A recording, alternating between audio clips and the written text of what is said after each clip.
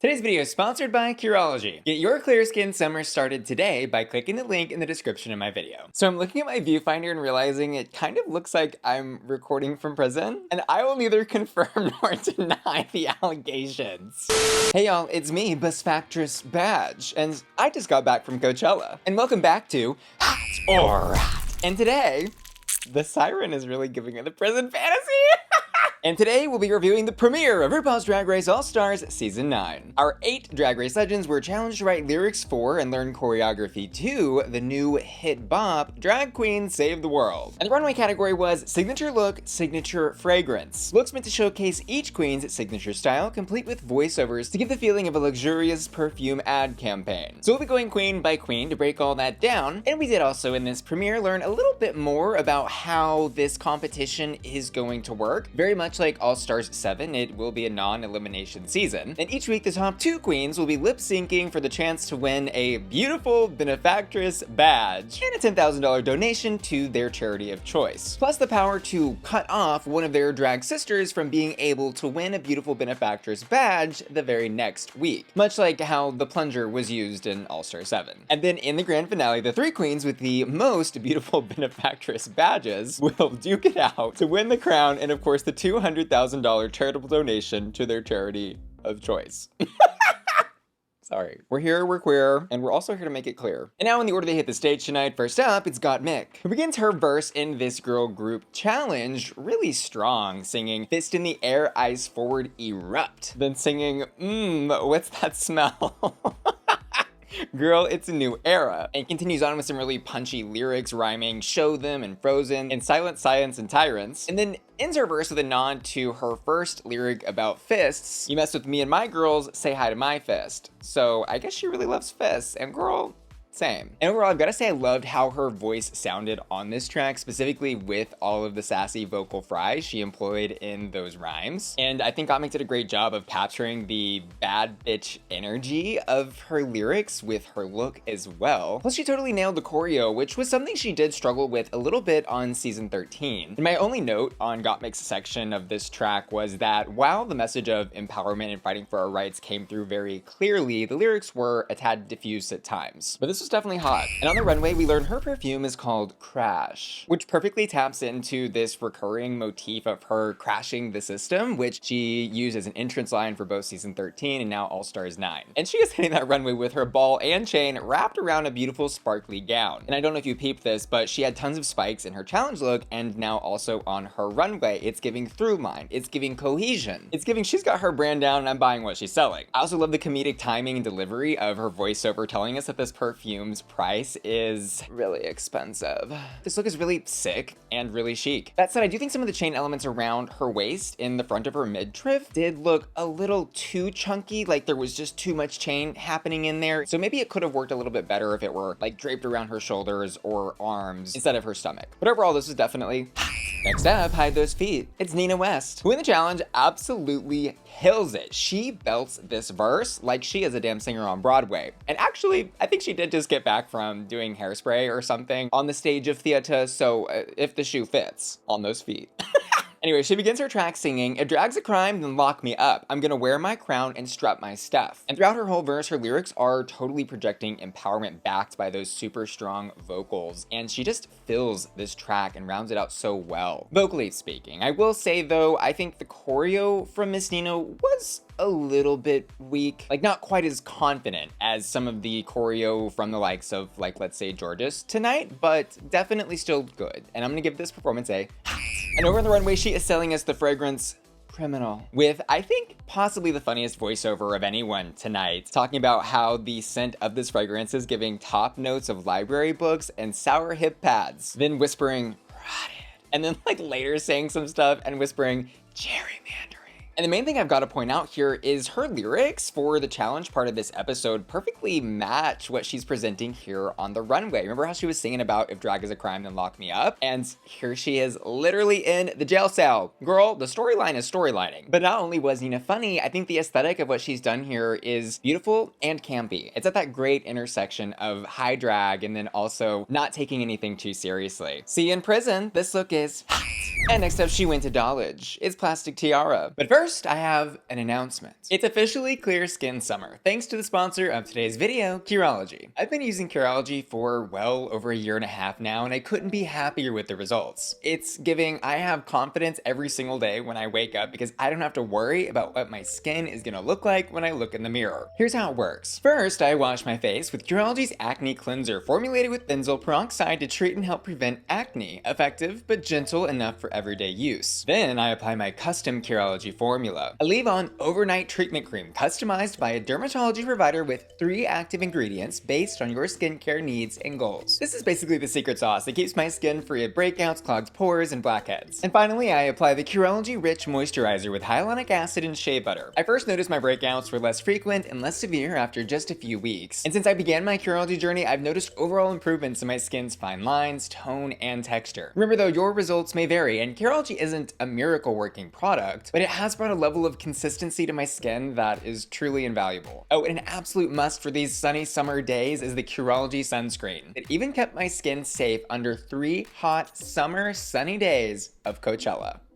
I love using Curology and you will too. Get started by clicking the link in the description of my video. On their site, you'll take a quick quiz to assess your skincare needs and upload 3 selfies. A dermatology provider will take a look at everything and prescribe you a custom formula and skincare routine to work alongside it. Then use the Curology portal at any time to manage your upcoming shipments, add new things into your box, and even ask questions to a Curology dermatology provider using the messages tab. Get your clear skin summer started today. Just head to the link in the description of my video to sign up and get a special offer on your first order. Thanks Curology for sponsoring today's video. And if you, while watching the episode, didn't pick up that this track was very much an homage to Madonna's Vogue and other express yourself type of songs, you definitely hear it in Plastique Tiara's verse here when she starts off singing T-I-A-R-A. This stall did not come to play. And then ends with never ever say it's not worth the fight, with love beside us, we'll make it right. And yes, her verse was good, but the charisma, uniqueness, nerve, and talent of her being carried in by all these backup dancers while she just like grabs that wig, which is like an old classic drag thing of like, look how snatched my wig is, it's coming out of my scalp, yada yada yada. I mean, it's show stopping. And when she wasn't being carried across the stage, she also nailed the other elements of her choreo. She was really tight with the dance moves, and then even hits her signature TikTok transformation move at the end of her verse when she bends over, flips her hair, and looks back at it.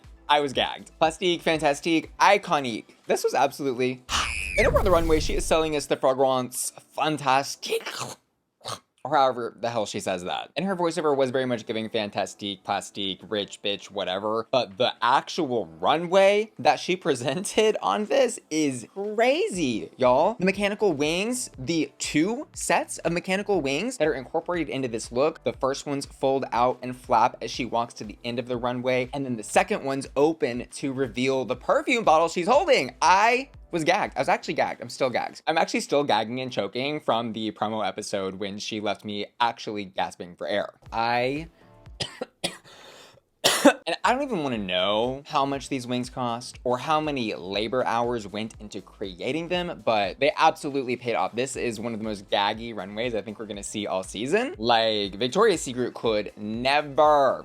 This look is hot. And next up, we've got Angie 2.0, who in the challenge opens up our second half of this song with a heartfelt plead singing, please listen carefully, I'm not the enemy, and then finishes it out with this really strong and punchy rap. Listen, we ain't gotta hurt, baby, we just wanna heal and reinvent the wheel. And more than anyone tonight, she hit that stage in this performance with attitude and just absolutely commands the camera's lens when it is focused on her. First she reinvented herself, and now she's reinventing the wheel. This was hot.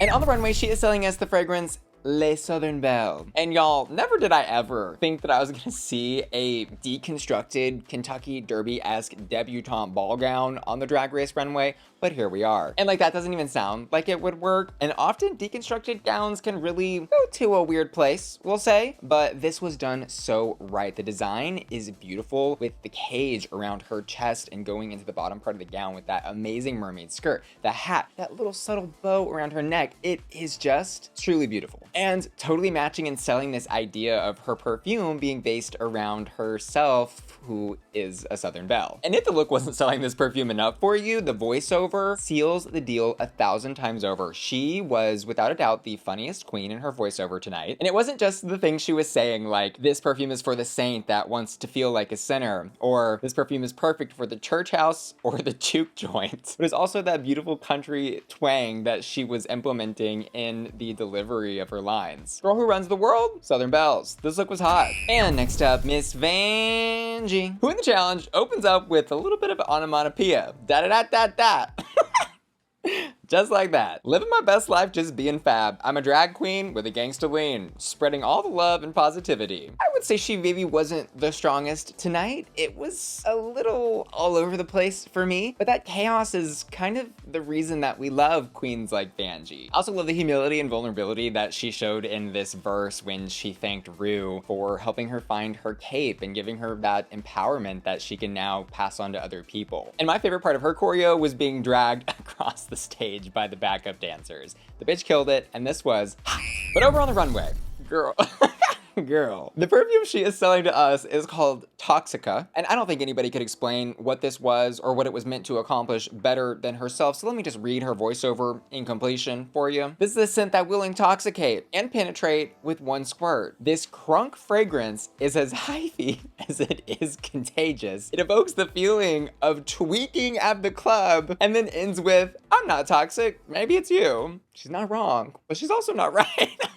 And I will say again though, with Angie, she is going to entertain. And in that sense of entertainment and chaoticness, I think she captured her brand well, and I did enjoy what she did. But the look for me was a little atrocious. It's a very flat wig with these like green and black tiger stripes, and then she's got a mask, black fishnets, and then a very strangely proportioned chest area. Like that bra set with the spikes on it is, I think, just a little too small for her frame, and it's overall just not working for me. So I'm gonna give this look a Rodica. And next up, she's looking good and feeling Jorgeous. And Jorgeous, as we hear in this episode, is not a self-professed choreographer, but she does personally claim the title of best dancer in the competition, which is later affirmed by the judges. And we do see a little bit of drama centering around this I'm not a choreography thing when they're going through rehearsals, and she's having trouble communicating to the other queens how they should implement the dance moves that she's showing them. But I've gotta say, props to Jorgeous for really turning this choreo out, and it seems everyone was really able to get it in the end. And in her track, she starts off singing, walking goddess from head to toe, I'll show you love and be your hero. She then ends with some messages about the power of drag, singing drag helps me to find inner peace, drag saved lives, now repeat after me. And thematically, I think her lyrics did a great job of capturing the essence of the song, and the delivery was strong. More than anyone else though tonight, I think she 100% nailed the performance aspect of what this girl group challenge demanded. Like her death drop at the end, followed up with her spinning in the middle of all the other queens spinning around her, was really captivating to watch. And certainly hot.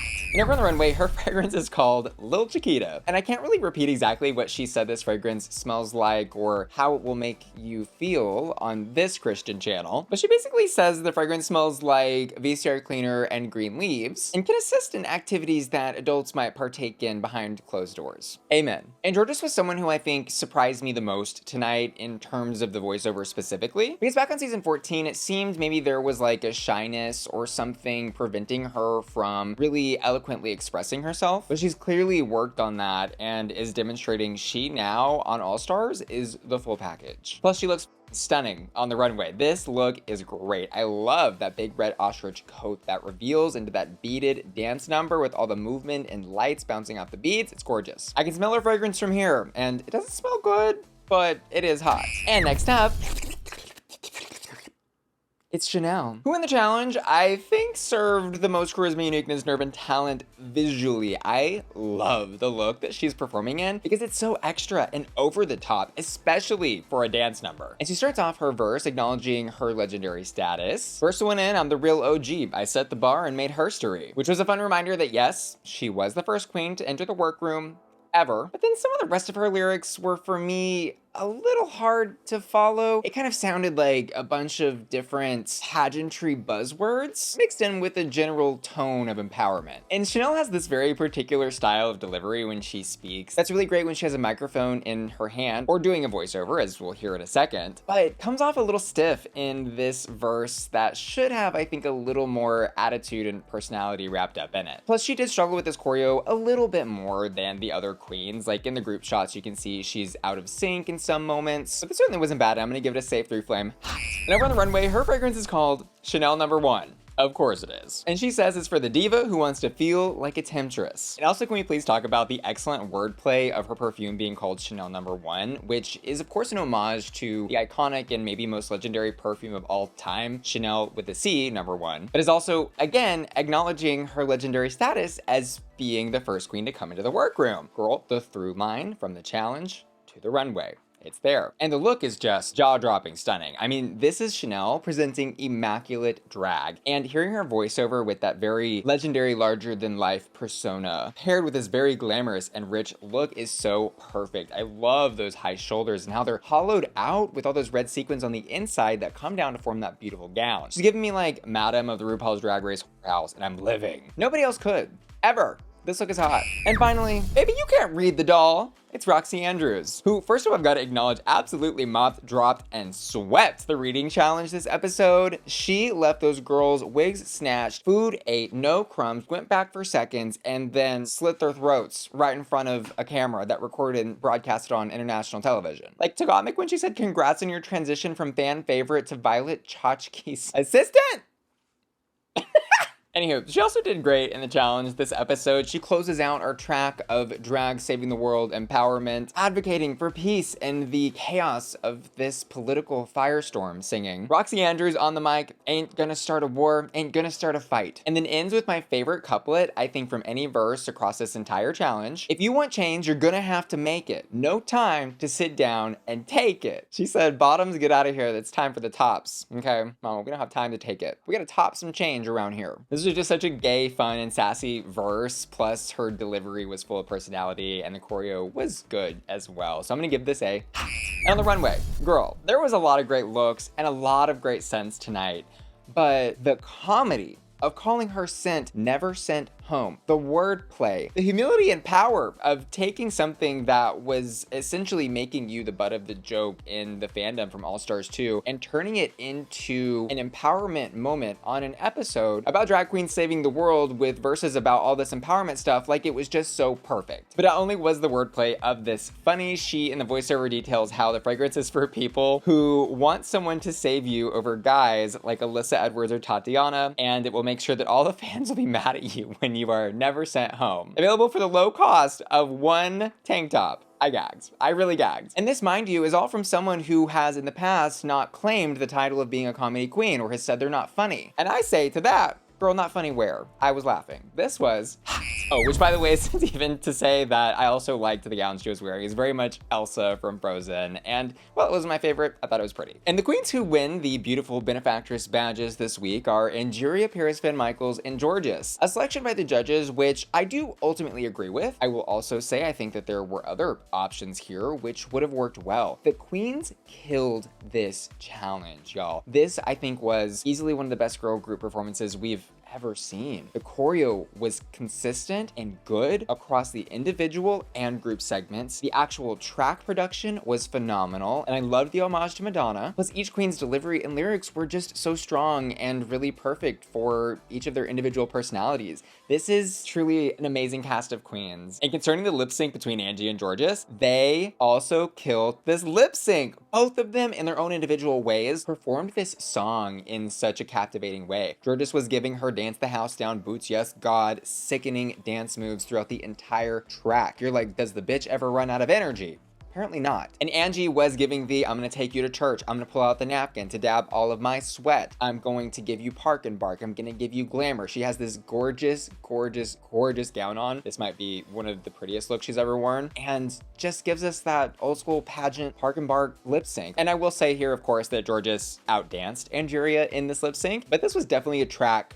for Angeria, and her style of lip sync here just worked a little bit better for the track. So Angeria wins, which I absolutely agree with, which, by the way, let's highlight, is officially her second premiere win across the 2 seasons she's competed in. And that's iconic. And with great power comes great responsibility. She gets the rhinestone red cutting scissors and then goes queen by queen, delivering joke after joke, leaving me in stitches, and then ultimately chooses to give the cut to Miss Roxxxy Andrews, which cuts Roxxxy off from being able to win a Beautiful Benefactress badge in next week's challenge. Plus, she wins $10,000 for her chosen charity. And my final thoughts on the premiere of this season are, firstly, wow. I really was living for almost every single moment of this episode. It was clear to me that every queen felt supported and empowered throughout both their challenge and runways, and the level of drag showcase was truly next level. I will say, though, there was a slight lack of tension in the episode, which I hope is something they can maybe find a way to amp up in coming episodes. Because like I'm so used to this truly being a competition with something on the line. And while winning money for charity is on the line for each queen's individually chosen charity, it does, I think, remove an element of suspense or tension from the competitive nature of what they're doing. But as long as the level of drag being showcased is as good as it was here throughout the rest of the season, I don't think we're gonna have a problem. And finally, we'll end with hottest. In the challenge, I'm gonna give it to Angeria Paris VanMicheals. And on the runway, my God, this was a hard choice. But I'm gonna give it to Plastique Tiara. Those wings, girl, how can you beat that? And I want to give an extra special thank you to the sponsor of today's video, Curology, the easiest way to get powerful prescription skincare that actually works. Oh, and did I mention it comes right to my doorstep so I never run out of product? Just head to the link in the description of my video to get your clear skin summer started today and get a special offer on your first order. And PS, don't sleep on the Curology lip balm. I don't go on camera without it. And lastly, I want to give an extra special shout out to Ashley Brungard, Felicia, Laura, Matthew Burns, Topher, and Will and Tana, who are all supporting me at my Bussy Queen Collector tier over at patreon.com/BussyQueen. See ya later. Love ya. Bye. That siren is really going. New York, baby.